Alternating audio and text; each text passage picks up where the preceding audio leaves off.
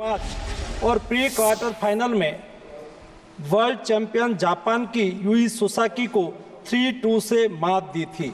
उन्हें बुधवार 7 अगस्त की रात करीब 10 बजे गोल्ड मेडल के अमेरिकी रेसलर सारा एन हिल्डरब्रांड से मुकाबला करना था। जहां तक उनकी तैयारी हेतु सहायता का प्रश्न है, भारत सरकार ने विनेश फोगाट की उनकी आवश्यकता के अनुसार हर संभव सहायता प्रदान की है। उनके लिए पर्सनल स्टाफ भी नियुक्त किए गए हैं जो अपने क्षेत्र के विशेषज्ञ हैं। उनके साथ हंगरी के विख्यात कोच ओलेर अकोस और फिजियो अश्विनी पाटिल हमेशा रहते हैं। इनको ओलंपिक के लिए इनके अतिरिक्त व्यक्तिगत सहायक स्टाफ जैसे विभिन्न sparring partners, strength of conditioning विशेषज्ञ के लिए वित्तीय सहायता प्रदान की गई, जिसका विवरण इस प्रकार है। ओलेर अकोच कोच के रूप में उसके साथ थे, वैन पैट्रिक लॉम्बार्ड स्ट्रेंथ और कंडीशनिंग विशेषज्ञ, अश्विनी जीवन पाटिल फिजियोथेरापिस्ट, मयंक सिंह गरिया स्ट्रेंथ और कंडीशनिंग विशेषज्ञ, शुभम और अरविंद स्पारिंग पार्टनर। इनको पेरिस ओलंपिक चक्र के लिए कुल 70,45,775 की वित्तीय सहायता दी गई है, जिसका विवरण इस प्रकार है।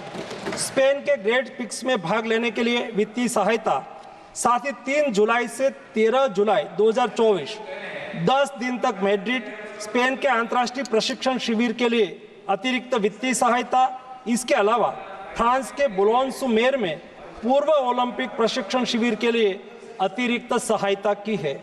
2024 अंतर्राष्ट्रीय कुश्ती संघ सेकंड रैंकिंग सीरीज में 6 जून से 9 जून 2024 4 दिन तक बुडापेस्ट हंगरी में भाग लेने के लिए और 10 जून से 21 जून 2024 तक टाटा ओलंपिक सेंटर हंगरी में अंतर्राष्ट्रीय प्रशिक्षण शिविर के लिए अतिरिक्त सहायक स्टाफ के लिए वित्तीय सहायता की है। स्ट्रेंथ और air conditioning coach mister Wayne Patrick Lombard के लिए टाटा ओलंपिक सेंटर हंगरी में 10 जून से 21 जून 2024 11 दिन तक अंतर्राष्ट्रीय प्रशिक्षण शिविर में भाग लेने के लिए भी वित्तीय सहायता की है। 13 जुलाई 2023 से 16 जुलाई 2023 4 दिन तक बुडापेस्ट हंगरी में 4th रैंकिंग सीरीज में भाग लेना और 10 से 16 जुलाई 2023 16 दिन तक बुडापेस्ट हंगरी में प्रशिक्षण शिविर हेतु इसको वित्तीय सहायता की है। वेलमेकेन बुल्गारिया में 10/11/2022 से 3/12/2022 तक प्रशिक्षण के लिए वित्तीय सहायता दी है।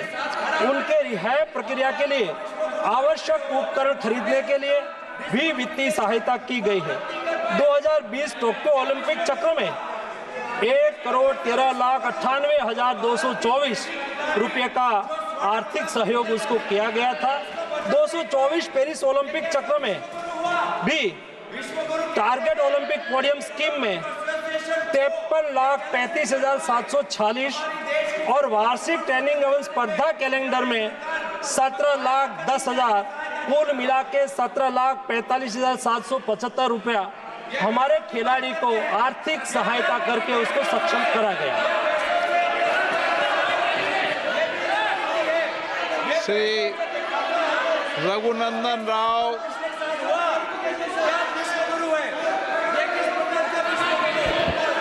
माननीय अध्यक्ष महोदय, फाइनेंस बिल के ऊपर बात करने का मौका दिया, मैं बहुत बहुत आभारी हूँ आप।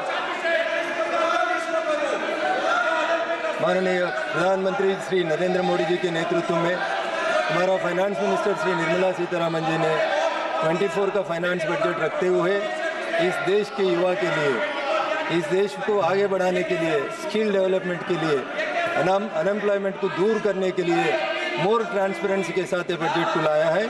ये बिल में जो कॉर्पोरेट टैक्स के बारे में बार बार हमारा सांसद लोग बात कर रहे हैं, उन लोगों को मैं ये बताना चाह रहा हूँ, we brought transparency in the income tax wing and as well as in the other departments also, due to which the persons, those who respect the government has been increased and the number of taxpayers strength has been increased in this country. Such a transparency has been brought in the income tax department and a person who is filing the income tax don't know where and who is scrutinizing his income tax papers. And the officer also don't know where does the application came from. Such a type of transparency is brought in the income tax system. So the persons, those who are the taxpayers number has been enormously increased in this country. This clearly shows the people of this country are showing the confidence on the government which is led by the Honorable Prime Minister Shri Narendra Modi ji. माननीय अध्यक्ष महोदय, हमारा तेलंगाना राज्य में तो एक तरफ विनेश फोगाट जेने फाइनलમાં પહોંચતા પહેલા જ ડિસ્ક્વોલિફિકેશન મળ્યું છે અને બીજી તરફ લોકસભાની અંદર ખેલ મંત્રીએ સંબોધન કર્યું અને મનસુખ માંડવિયાએ કહ્યું કે વિનેશને દરેક સંભવ મદદ આપવામાં આવી. બેસ્ટમાં બેસ્ટ કોચ પણ તેને આપવામાં આવ્યો, ફાઇનાન્શિયલ પણ તેટલી મદદ કરવામાં આવી, પરંતુ અત્યારે કરોડો ભારતીય દિલોના લાગણી દુભાઈ છે કારણ કે અત્યારે જે સમાચારો સામે આવ્યા વિનેશ ફોગાટ કે જેમને 100 કિલોગ્રામ વજન વધારે રહેતા ડિસ્ક્વોલિફિકેશનનો સામનો કરવો પડ્યો છે. તમામ લોકોની આશા હતી કે વિનેશ અહીંયાથી ગોલ્ડ મેડલ જીતશે અને ભારતનું નામ રોશન થશે, પરંતુ તે તમામ આશા અપેક્ષાઓ પણ પાણી ફરી વળ્યું છે. આજે રાત્રે ભારતીય સમય મુજબ 10 વાગે આ ફાઇનલ મેચ રમાવાની હતી, જો કે તે પહેલા જ વિનેશ ફોગાટે ડિસ્ક્વોલિફિકેશનનો સામનો કરવો પડ્યો છે. વજન 50 કિલોમાં 100 ગ્રામ વધારે હતું, જેના કારણે તે ડિસ્ક્વોલિફાય થઈ છે. જો કે અત્યારે સમગ્ર દેશની અંદર આ મામલે દુઃખ જોવા મળી રહ્યું છે. વડાપ્રધાન નરેન્દ્ર મોદીએ પણ આ મામલે ખેલદિલી વ્યક્ત કરી છે.